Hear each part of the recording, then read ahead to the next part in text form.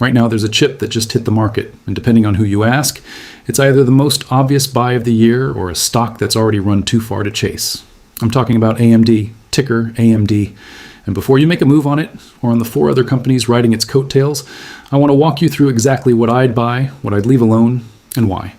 Because one of these names on today's list looks incredible on paper, and is actually the one I'd be most careful with. Stick around, because that one might surprise you, and it's probably not the name you're expecting.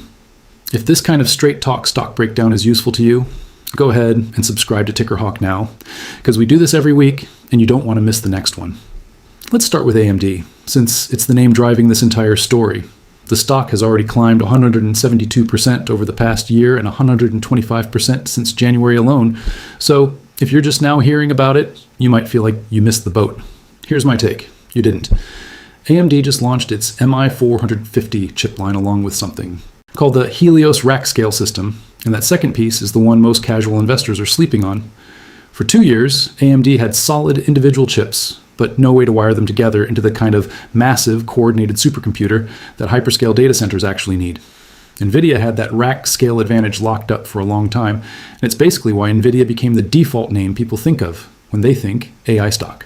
Now AMD finally has that same rack scale capability, and that changes who they can sell to, how much they can charge, and how seriously the biggest data center operators on the planet start taking them as a primary supplier instead of a backup option. Here's where it gets interesting for your wallet. Wall Street's average price target on AMD sits somewhere in the $500 to $600 range, which is barely above where the stock trades today.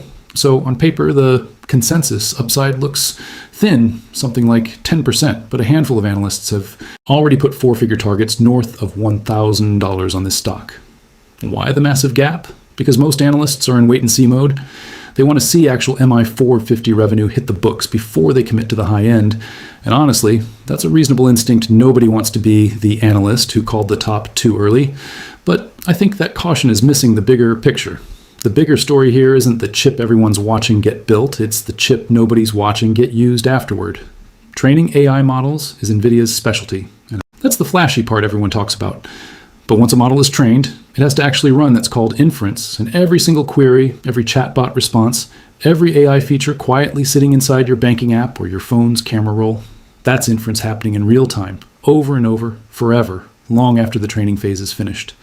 Industry estimates put the inference market at more than double the size of the training market.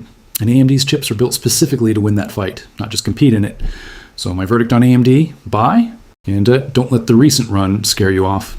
Yes, 172% in a year sounds like a stock that's already had its moment. But if this company starts converting its backlog into actual reported revenue over the next 2 or 3 quarters, that $500 to $600 target isn't the ceiling, it's the floor. And I think we see analysts scrambling to catch up with reality rather than the other way around. But here's the thing, a chip is useless just sitting in a box. It needs a way to connect to other chips, a place to physically live, and a wave of build-out spending behind it. That's where the next few names come in, and honestly, some of them might be a smarter buy than AMD itself right now, dollar for dollar. First up, Broadcom, ticker AVGO.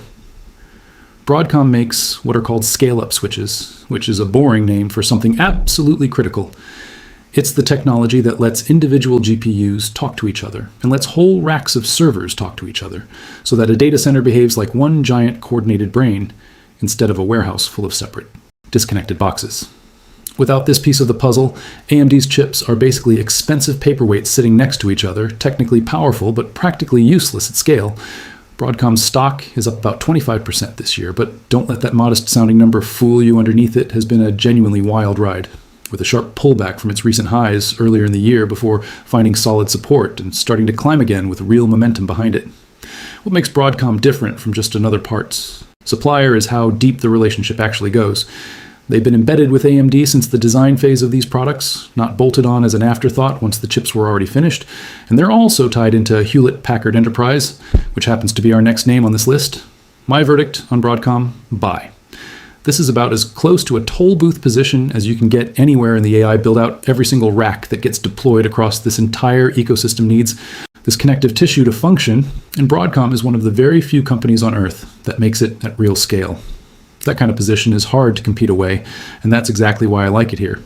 Now let's talk about Hewlett-Packard Enterprise, ticker HPE, because this is the one that I think a lot of everyday investors have completely overlooked while they've been busy chasing AMD headlines.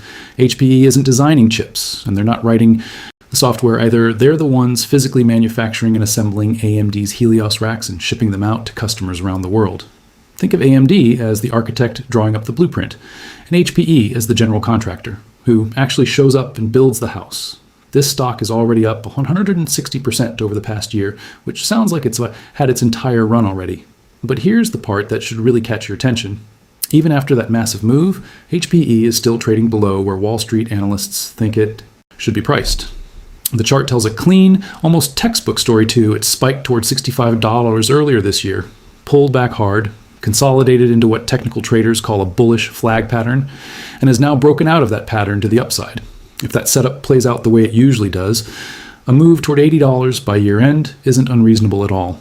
And unlike some of the other names on this list, HPE already has the earnings growth to back all of this up. This isn't a story stock running purely on hope and headlines. It's a company with real, accelerating profits sitting behind the chart, which is exactly the kind of combination I want to see before I trust a big move.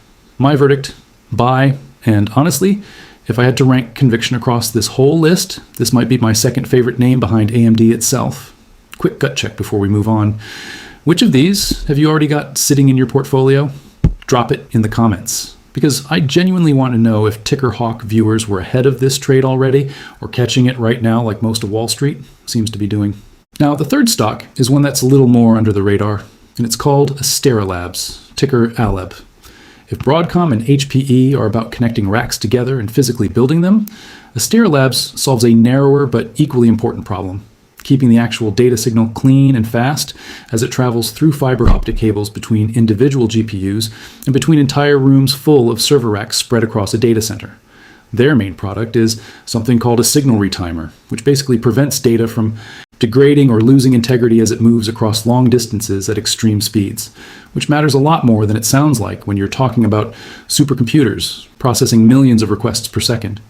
There's also a strategic angle here worth knowing about. Astera Labs was one of the founding members, alongside AMD, Broadcom, and HPE, of something called the UA-Link Consortium, an open standard alliance designed specifically to stop data centers from getting permanently locked into one company's proprietary hardware ecosystem.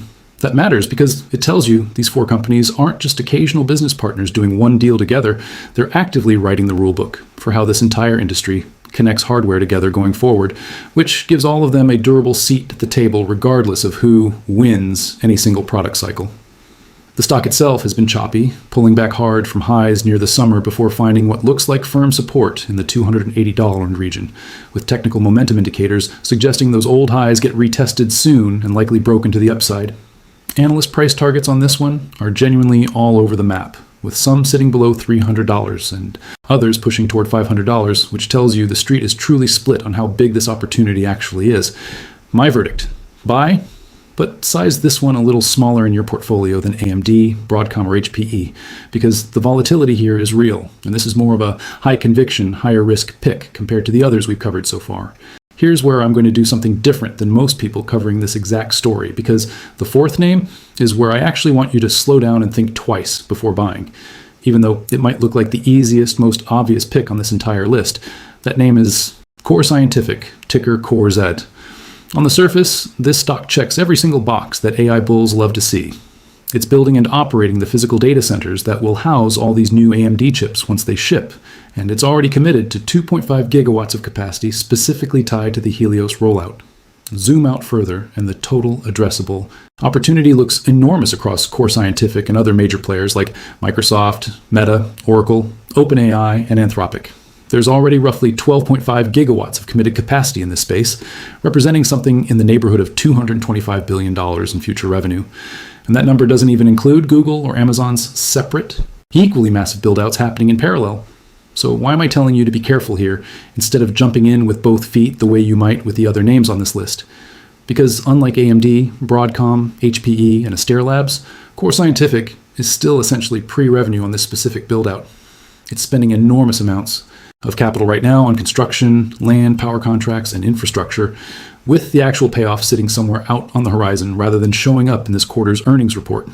Management and analysts think the company could flip to profitability as soon as next year once this new capacity actually comes online, And if that happens, roughly on schedule, the long-term cash flow story here is genuinely attractive because once data center infrastructure is physically built, it tends to keep generating revenue for years with relatively low ongoing costs compared to the upfront spend.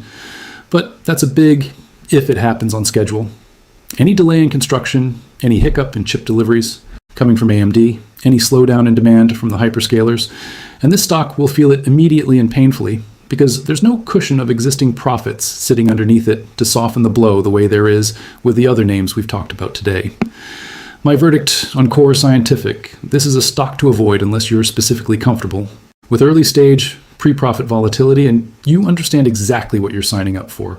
I'm not saying it's a bad company, and I'm not saying the long-term story is wrong. I'm saying it's a different risk category entirely than the other four names we just covered. And too many people are lumping it in with AMD and Broadcom like it's the exact same kind of bet. It isn't, not even close. If you already own it and you understand what you're holding, that's one thing, and I get the appeal. But if you're considering buying it today, expecting AMD-like stability and a smooth ride, that's exactly where I'd pump the brakes hard. Let's zoom out for a second, because I know some of you watching this are thinking the same thing I hear every single week in the comments. Are we sitting inside an AI bubble right now? And is this whole trade about to blow up in everyone's face the moment sentiment turns? Look, I'm not going to sit here and pretend that risk doesn't exist, because it absolutely does. Stocks like HPE and AMD have moved so far, so fast, that any disappointment in earnings or any delay in chip shipments could trigger a sharp, painful pullback across this entire group almost overnight. That's real, and you should respect it. But here's why I'm still bullish on the core names, even with that risk sitting right there on the table. This isn't a story about pure hype anymore. It's a story about signed contracts. Committed gigawatts of capacity and physical infrastructure that's already under construction right now. Today, not just promised on a slide deck. Bubbles are usually built on promises with nothing tangible behind them. What we're looking at here is closer to companies racing to keep up with demand that's already been ordered and paid for. That doesn't mean every single stock in the space is automatically a buy, as I just told you very clearly with Core Scientific, but it does mean writing off the entire AI infrastructure trade as one giant bubble misses what's actually happening on the ground in these companies' order books. So here's your homework, and I actually mean this one.